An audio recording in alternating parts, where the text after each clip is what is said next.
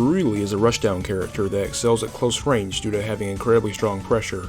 On offense, she can keep the opponent constantly guessing with continuous 50-50s as long as she is near them.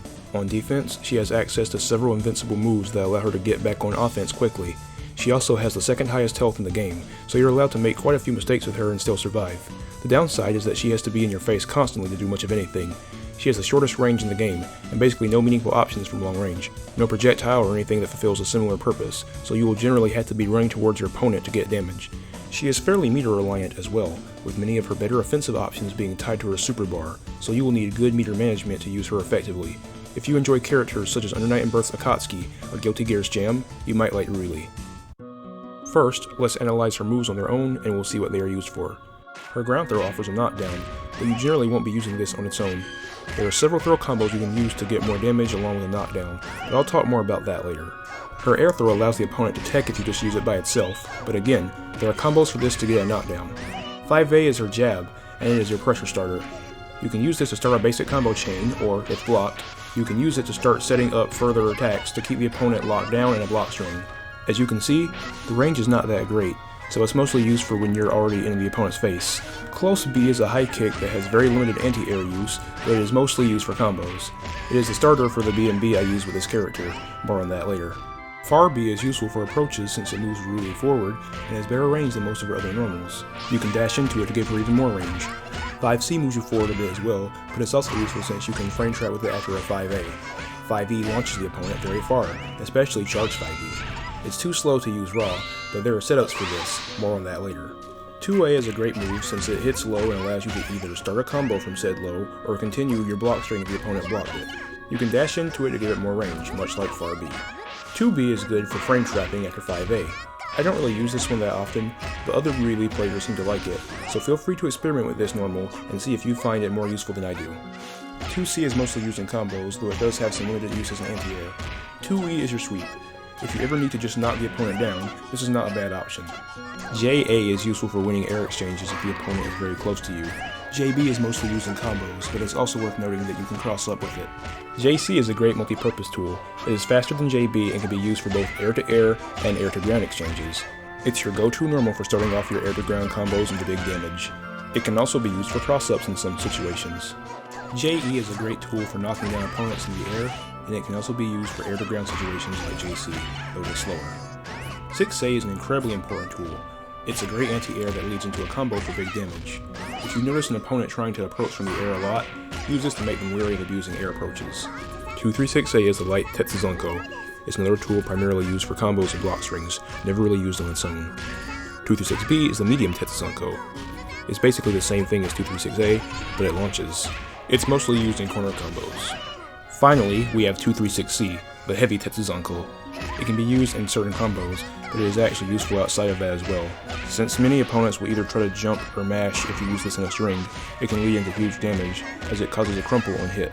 623A is your light dragon punch. It is not fully invincible, so it's not terribly useful. The air version functions the same. 623B is your medium dragon punch. It is both strike and throw invulnerable, so you can use this to get opponents off of you. If you were high enough in the air before executing it, you can use your remaining air movement options after recovering. 623C is your heavy DP. It's fully invulnerable just like 623B, but it does more damage. It also has more recovery, of course, so be careful throwing this one out. Now to describe the three specials that make Ruili so dangerous. 214A is a kick that is ideally used in a combo or block string. It is unsafe on block, but its use in block strings comes from the fact that it can be cancelled, leading into a frame trap. 214B is an overhead. You can combo off of it as well, so the opponent has to be on the lookout for it at all times.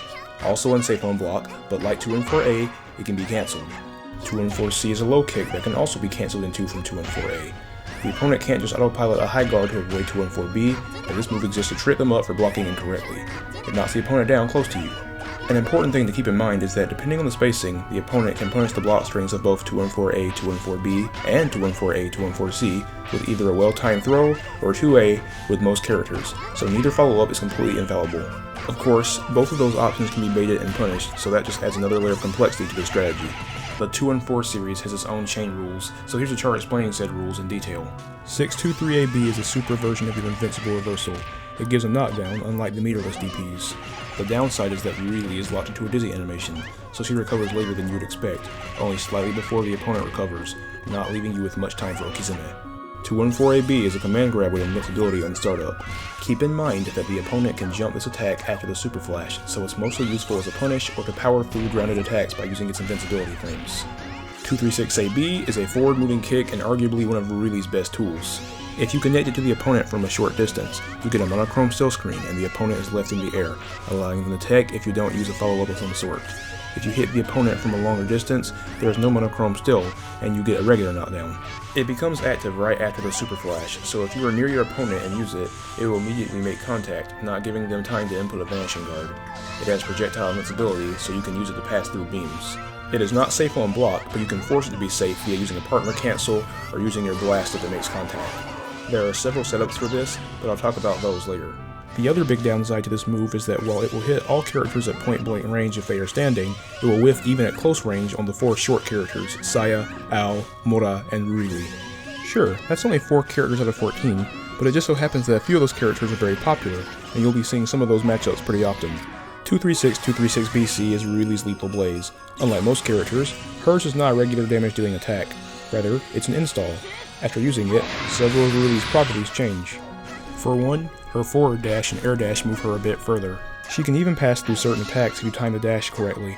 Furthermore, her 214AB command grab now becomes active on frame 1 right after the super flash, thus is unjumpable unless the opponent was already inputting an up motion before the attack was executed.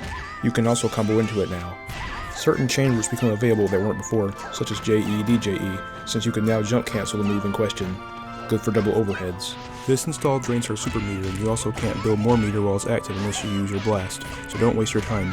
Be even more aggressive than usual to make activating this Lethal Blaze worth your while. However, even after you have an amount of meter less than 1 bar, you can still use a level 1 super until your meter is completely drained.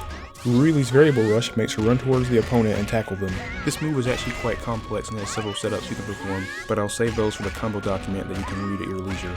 For now, all you need to know is that if you mash A, it ends with a knockdown.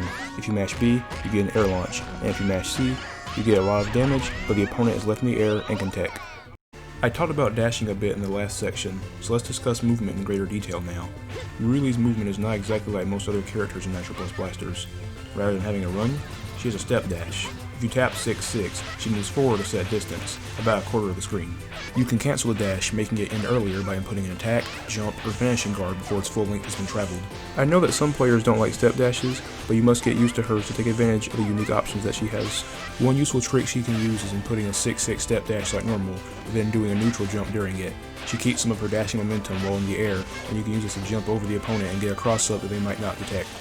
Her back dash doesn't travel as far as the forward dash, but it has some invincibility.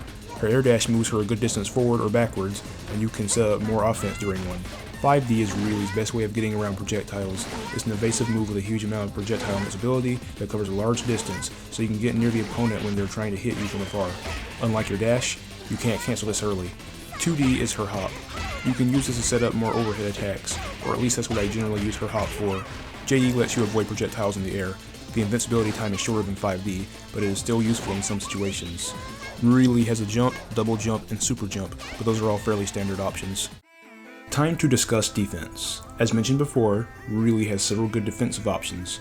Of course, your goal on defense should be to get back on offense as fast as possible, so keep this in mind. There are multiple ways to punish the opponent for trying to attack you. Let's say you're currently in a block string. If you have meter, a good way to get back on offense is to use counter raid. Unless the opponent is looking out for it, they will likely get hit and be knocked down, letting you get back on the offensive. Some people think that this is a bad option, but it is difficult to punish and has a good amount of invincibility. It can save you in several situations, such as if the opponent calls an assist that causes a lot of block stun like Carol while attempting to attack you. To simply not have to deal with their set play, you can counter raid, they'll fall down, then you have enough time to block afterwards for the rest of their assist. The more risky defensive option is to use Vanishing Guard. This move puts you at +3 frame advantage, can be held indefinitely until the opponent actually hits you, and allows you to do whatever you want out of shield as a reversal due to the frame advantage. It even negates solid ship damage. I bet you're wondering, what's the risk? Well, the issue is that after a Vanishing Guard, the opponent has their previous action cancelled, so they can initiate their own Vanishing Guard or respond with an invincible attack if they think you're going to use normal. This is all assuming that they aren't going to autopilot on defense, of course. The real problem with Vanishing Guard is that you can't block switch or tech throws during it, so it's easy to have your guard broken here.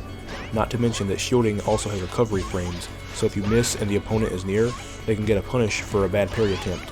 This information on Vanishing Guard is universal rather than applying to just Ruili, but it's important to keep this concept in mind, as Ruili is a character that is constantly going to be near the opponent if you play her correctly, thus you will need to deal with Vanishing Guard often.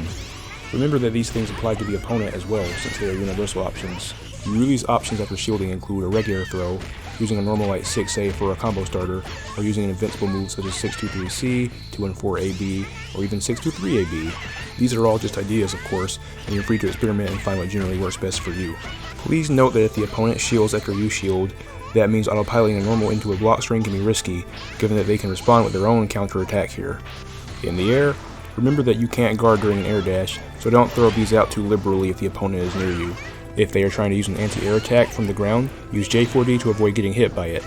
However, J4D is riskier in the air since you then can't break the opponent's air throws. If you are knocked down, you have many good options on Wake Up. Simply blocking is viable since you can then use the aforementioned counter ray to push the opponent off of you. It is useful to note that you only have to block one attack correctly to get access to this option, so it's simpler than trying to defend against multiple high-low mix-ups in a row. Alternatively, you can just wait for their block string to eventually end and begin attacking. Wake Up Vanishing Guard is an option that can beat media attacks, but due to what I mentioned earlier, keep in mind that it carries a degree of risk since they can just throw combo or guard break you during this. Of course, high Vanishing Guard has crosser protection, so it's not as bad as I'm making it sound here. If you have 2 bars of meter, you can use a variable rush since it has starter invincibility. It's a costly reversal, but it can turn the tides for you and lead into huge damage if it hits, or even a few options on block.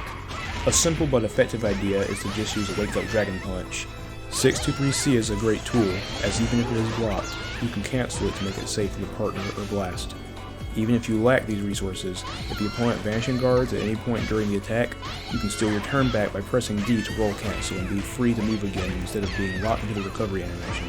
Granted, these options are only available on hit or block, so if the opponent baits your DP and it whiffs, you're in big trouble, opening yourself up to a full punish. You can also use Wake Up 214AB or 623AB due to their invincibility frames, but the former is more risky since you can't use the cancel option I mentioned earlier if it whiffs. When you get hit and are knocked down, don't forget to tech. While delayed Wake Up can be useful as a way to throw off your opponent's media attack timing, keep in mind that they can hit you with an OTG, and have much more time to set up Okizeme if you never tech. If the opponent launches you in some way and doesn't do anything to knock you back down to the ground, you have 3 air tech options: forward, neutral, or back tech. In general, if you're in the corner, you'll want to forward tech to escape that situation.